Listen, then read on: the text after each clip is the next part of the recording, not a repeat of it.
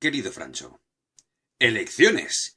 Elecciones por doquier. Hay elecciones en Francia, hay elecciones en Venezuela, hay elecciones en España, hay elecciones para elegir. Y entonces, ¿por cuál empiezo? Bueno, siendo esto España, empezaré por lo que más le preocupa a los españoles, al menos según los medios de comunicación. Venezuela. Acaban casi 2 décadas de dominación electoral por parte del chavismo y esto es celebrado en Occidente. Bueno, Occidente, aunque en realidad estamos al oriente de Venezuela.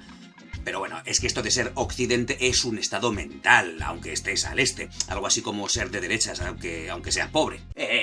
Un momento, ¿a quién llamas pobre? Que yo soy de clase media. Hombre, que ser pobre es de pobres. No dejes que tu posición geográfica o económica determine lo que eres. ¡Abajo la dictadura de la lógica! Y hablando de dictaduras, estas votaciones en Venezuela van a pasar a la historia como las únicas en las que se ha derrotado a una dictadura en las urnas. Novedoso concepto. Oye, ¿cómo no se nos había ocurrido antes? 36 años de dictadura franquista que nos podríamos haber ahorrado así por la buena de haberlo sabido. Bueno, por no hablar de Mussolini, de Hitler, con lo cansado que es pegar tantos tiros, si lo único que habría que hacer es votar. Así que, mira que somos tontos, ¿eh? Ay, hablar de dictaduras perdiendo elecciones es como hablar de un pez ahogándose en un vaso de agua. Ya es bastante fascinante que alguien pueda escribirlo y publicarlo, ya de por sí, pero lo que me jode es que cuando señalas la contradicción, en lugar de recular y abandonar el término dictadura, que es muy específico, continúan diciendo que sí, que era una dictadura porque antes las elecciones estaban amañadas y trucadas y tal, pero estas no. Estas no. El por qué antes podían hacerlo y les convenía y ahora o no pueden o no les conviene, eso ya tal. Y que sea un sistema electoral con doble validación electrónica y con un resguardo por escrito, con un chequeo de huella digital, que se realice bajo una tremenda vigilancia internacional permitida por el gobierno y que nunca dio lugar a ninguna acusación de fraude electoral. Que el propio Jimmy Carter, expresidente de la bestia norteamericana, diga esto. As a matter of fact, of the 92 elections that we've monitored, I would say that the election process in Venezuela is the best in the world. Todo esto son datos. Datos, que parece que los datos sean como una cosa irrelevante cuando se trata de la libertad de opinión, ¿eh? Datos. ¡Abajo la dictadura de la lógica! Y que conste que esto no es una defensa del chavismo en bloque, porque hay mucho que criticar en esa revolución. Bueno, me dirás, y si hay tanto que criticar, porque nos iban a mentir con esto de la falta de democracia.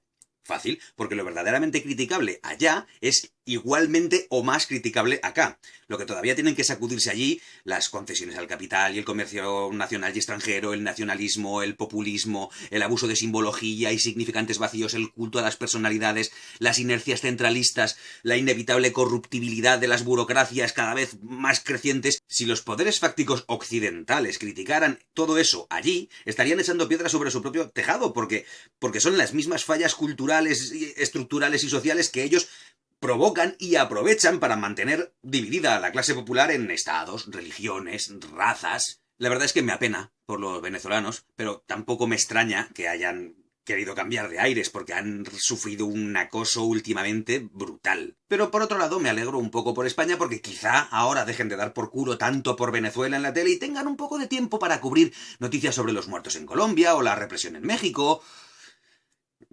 Esperaré sentado. Las segundas elecciones en orden inverso de importancia para los españoles. Las francesas. La ultraderecha arrasa en primera vuelta, obviamente beneficiada por el clima de miedo y revanchismo esperable tras la matanza de París. Que quede claro que no estoy diciendo que los partidos de ultraderecha estén implicados de alguna forma en la matanza de París, solo que han salido beneficiados. Lo cual no deja de ser hasta cierto punto irónico porque es completamente previsible que un ataque terrorista en suelo occidental tenga este efecto. Es como si los terroristas buscaran empoderar al peor enemigo que tienen en Occidente. ¡Qué tontos que deben de ser!, ¿no? Oye, una pregunta también tonta que lanzo así al aire. Si 130 muertos en París alimentan de forma nada sorprendente la xenofobia y el rencor y la radicalización de ideologías excluyentes y fanáticas y belicistas que recortan las libertades de su propio pueblo y justifican la guerra justa, ¿qué efecto crees que pueden tener los al menos 250 muertos civiles en Siria por los bombardeos aliados? Y los casi 500 muertos civiles en Irak, por las mismas razones. Y estas son las cifras que nos dan los medios de comunicación occidentales. Si Occidente, orgulloso como está de ser la civilización más avanzada y más culta y más moral del planeta, se refugia en el fascismo por una crisis económica y una tragedia de este tipo, ¿qué crees que pasará en una región que lleva mucho, mucho peor, mucho, mucho más tiempo y encima por culpa de nuestros jefes? Y finalmente, las terceras elecciones, las españolas. ¿Qué quieres que te diga? Si es que el juego electoral es el que es. No puedes contar con que vayan a ganar las mejores ideas cuando nadie discute qué ideas, sino quién ha ganado el debate. Estamos muy amodorrados y muy acojonados a la vez. Se nos ha metido a base de bien la mentalidad esclava y el virgencita que me quede como estoy. Y aún estamos muy lejos de alcanzar una masa crítica, en ambos sentidos de la palabra crítica, con valor como para poner en solfa su propio sentido de identidad. Aún queremos que hagan algo, que arreglen esto. Le tenemos más miedo a pensar que al paro. Porque mientras no pensemos en cómo cambiarlo, podemos seguir pensando que no se puede cambiar. Ponerse a pensar conlleva el riesgo de a lo mejor darse cuenta de que sí que se puede, pero claro, hay que bajarse del burro y subirse las mangas. Votar y solo votar es como dar limosna y solo dar limosna. Le sirve más a nuestra conciencia que a nuestro entorno. A nadie se le ocurriría considerarse a sí mismo un deportista saliendo a correr solamente una vez al año. Pero votar una vez cada 4 años es suficiente para considerarse un buen ciudadano. Por eso entiendo la postura anarquista de la abstención activa, que trata de deslegitimar al sistema retirando tu participación de él y poniendo tu participación en acciones políticas relevantes. Pero también entiendo que aunque sea la postura más coherente, no es necesariamente la más útil. Cuando hay poca participación en unas elecciones, no se achaca a que haya un auge en el pensamiento anarquista en el país, se achaca más bien al pasotismo de la población, y creo que en general se acierta.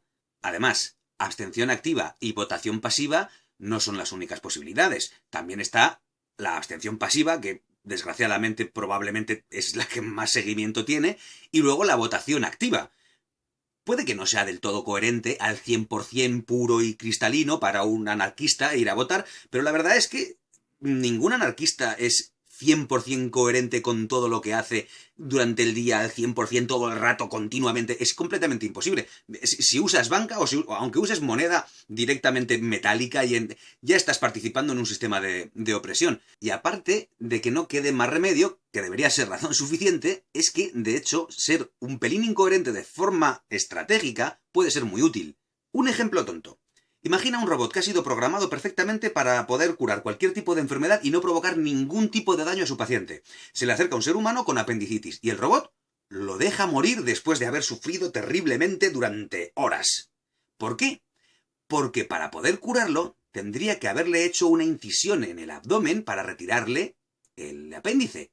Pero no puede provocarle ningún tipo de daño. Y el robot sí que no tiene ningún tipo de problema en ser completamente coherente al 100% puro y cristalino. ¿Ves el problema? No sé, primo, puede que esta vez haya una opción electoral que, por supuesto, participa de todos los problemas institucionales de la democracia representativa, y además en un medio como el capitalismo globalizado, pero que quizá ayude a mejorar un poco la situación. Mientras tanto, seguimos con la larga, todavía muy, muy, muy larga guerra de las ideas que tenemos que ganar, y no va a ser mañana. No sé, igual es que me estoy haciendo viejo. No es eso, porque ya sabes que a mí me pasa un poco como Benjamin Button, pero en lo político. Yo voy al revés, cuanto más viejo soy, más radical me hago. Pero quizá vote. Y si lo hago, casi con toda seguridad va a ser a Podemos. ¿Qué quieres que te diga? Ver cómo la derechona echa espumarajos por la boca cada vez que los menciona, y ver el ataque inclemente que han sufrido por parte de los medios de comunicación, y ver cómo la banca se pone nerviosita y tienen que montar rápidamente ahí medio improvisado un Riverita para poder compensar y tal. Sé que los enemigos de mis enemigos no son necesariamente mis amigos, pero mira, como decían los podemitas, me hace sonreír que el miedo, por una vez, cambie de bando. ¡Salud y anarquía! Un abrazo, primo.